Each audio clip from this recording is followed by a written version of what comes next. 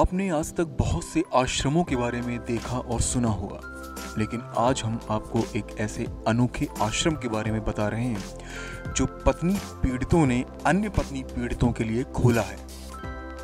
यह अनोखा आश्रम महाराष्ट्र के औरंगाबाद जिले में पत्नियों से पीड़ित कुछ पतियों ने खोला है। पत्नियों द्वारा प्रताड़ित हो चुके कई पति यहाँ पर रह रहे हैं। वहीं कानूनी लड़ाई लड़ने के लिए भी यह आश्रम उनकी मदद करता है। इस आश्रम में छत्तीसगढ़, गुजरात, कर्नाटक, आंध्र प्रदेश से भी लोग कानूनी सलाह लेने के लिए आते हैं। औरंगाबाद से 12 किलोमीटर दूर शिरडी मुंबई हाईवे पर बसे इस आश्रम में सलाह लेने वालों की संख्या आए दिन बढ़ती जा रही है। अब तक 500 लोग सलाह ले चुके हैं। हाईवे से देखें तो सामान्य घर की तरह दिखने वाले इस आश्रम के भीतर जाते ही अलग अनुभव मिलता है। आपको बता दें कि यहाँ किसी भगवान की प्रतिमा की पूजा नहीं बल्कि एक कौवे की प्रतिमा की पूजा की जाती है। आश्रम में एंट्री करते ही पहले कमरे में कार्यालय बनाया गया है, जहाँ पत्नी पीड़ितों को कानूनी लड़ाई के बारे में सलाह दी जाती है। कार्यालय में थर्माकोल से बने बड़ा कौवा सबका ध्यान खींचता है। हर रोज सुबह शाम अगरबत्ती जलाकर उसकी पूजा की जाती है। आश्रम में रहने वालों ने बताया कि मादा कौवा अंडा देकर उड़ जाती है, लेकिन नर कौवा चूजों का पालन पोषण करता है। ऐसी ही कुछ स्थिति पत्नी पीड़ित पति के रहने से कौवे की प्रतिमा का पूजन किया जाता है।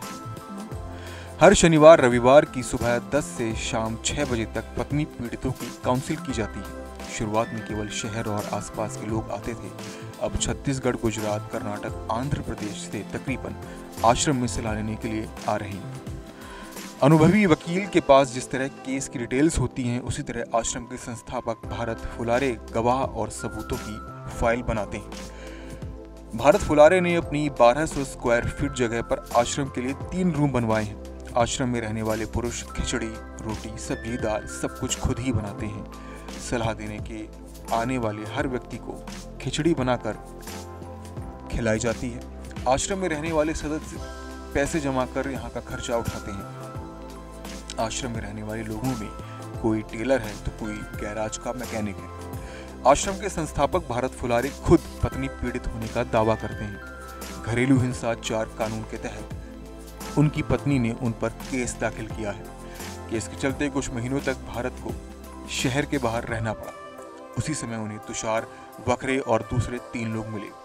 सभी लोग पत्नी पीड़ित रहने से एक दूसरे को सहारा मिला और कानूनी लड़ाई लड़ने के लिए मदद मिली। इसके बाद आश्रम बनाने का विचार आया और 19 नवंबर 2016 पुरुष अधिकार दिवस के अवसर पर आश्रम की शुरुआत कर डाली। इस आश्रम में फिलहाल 7 लोग रहते हैं और अब तक 5 राज्यों से 500 लोग सलाह ले चुके हैं। सलाह लेने वालों की संख्या दिनों दिन बढ़ रही है।